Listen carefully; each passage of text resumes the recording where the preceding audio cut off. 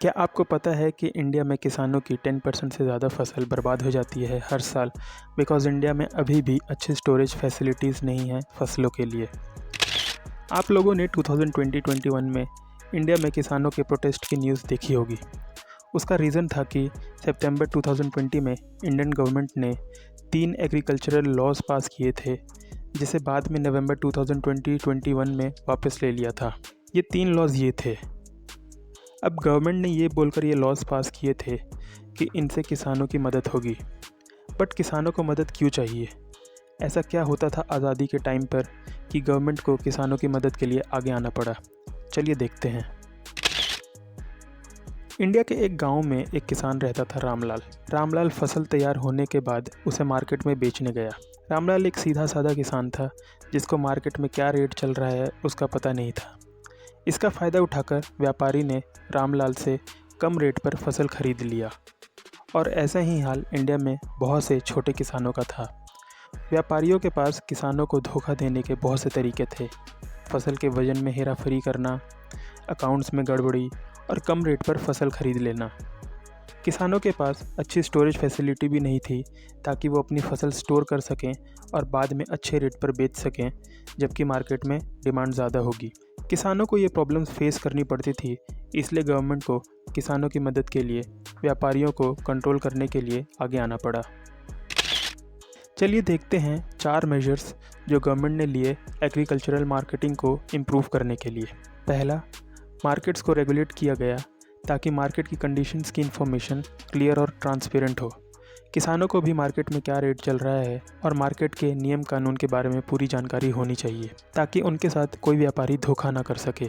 इससे किसानों को तो फ़ायदा हुआ ही, साथ में हम जैसे कंज्यूमर्स को भी फ़ायदा हुआ जो मार्केट से एग्रीकल्चरल प्रोडक्ट्स खरीदते हैं। लेकिन अभी भी करीब 27,000 रूरल मार्केट्स को रेगुलेटेड मार्केट्स बनाने की ज़रूरत है ताकि रूरल मार्केट्स अपने फुल पोटेंशियल पे काम कर सकें।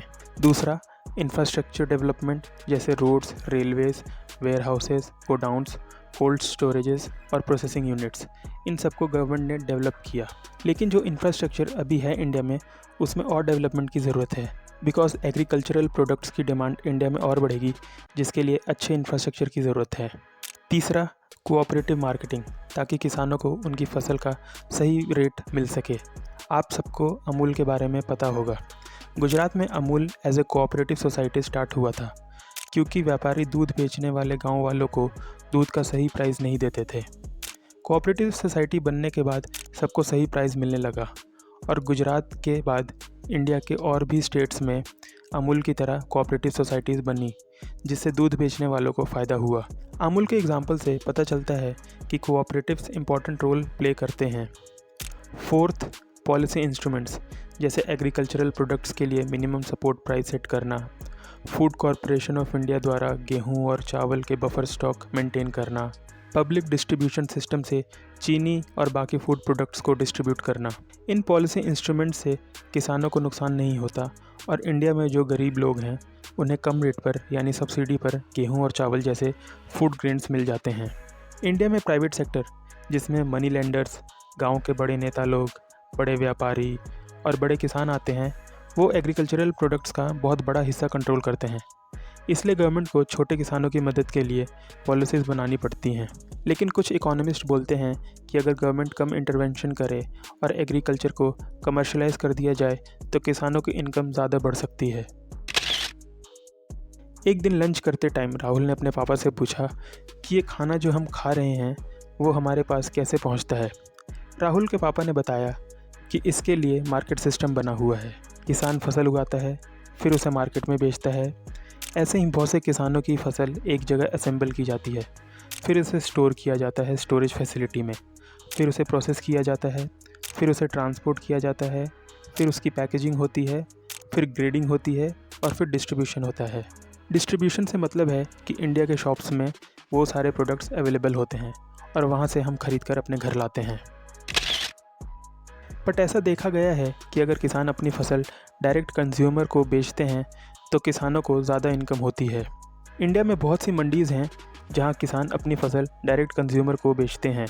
पंजाब, हरियाणा और राजस्थान में अपनी मंडी है, पुणे में हदासपरी मंडी है, आंध्र प्रदेश और तेलंगाना में रायतू बाज़ार जिसमें फल और सब्जी बिकते हैं, और तमिलनाडु में उजावर मंडी है।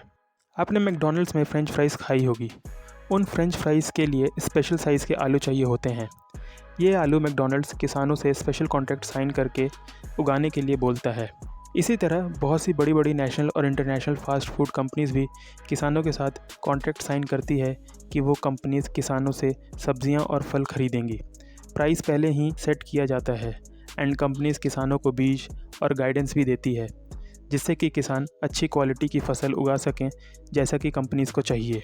ऐसा बोला जाता है कि किसानों और कंपनीज़ के बीच में ऐसे अरेंजमेंट से किसानों को रेगुलर इनकम मिल सकती है। किसानों को ये डर नहीं रहेगा कि फसल का प्राइस कम ना हो जाए, और साथ ही मार्केट साइज़ भी बढ़ेगा एग्रीकल्चरल प्रोडक्ट्स के लिए। किसानों के पास ज़्यादा कस्टमर्स होंगे।